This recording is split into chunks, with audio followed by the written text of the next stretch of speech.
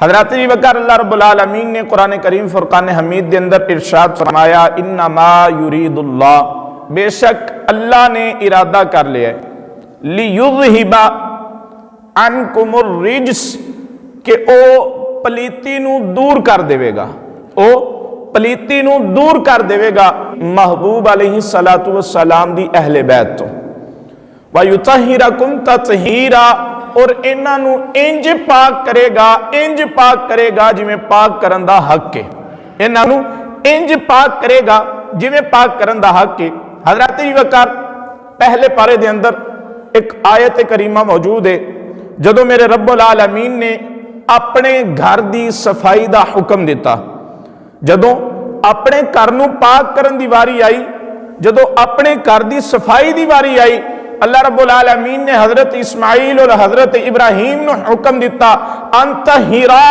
بیتی للطائفین والعاکفین والرکع السجود، کیا اسماعیل و ابراہیم تسی میرے اس گھر نو پاک کرو،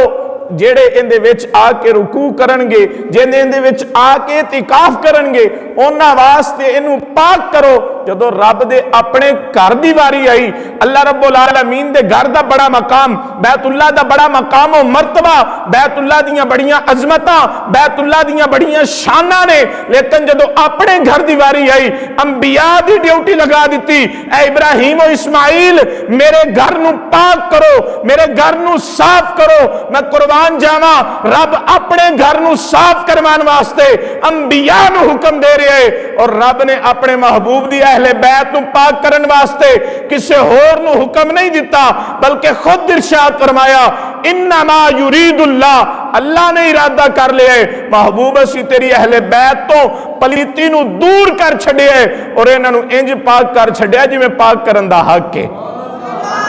محبوب اسی انہاں نو انج پاک کر چھڑیا جی میں پاک کرن دا حق ہے۔ تو حضرات جی وقار اللہ رب العالمین نے میرے محبوب علیہ السلام دی اہل بیت نو پاک کیتا ہے، اور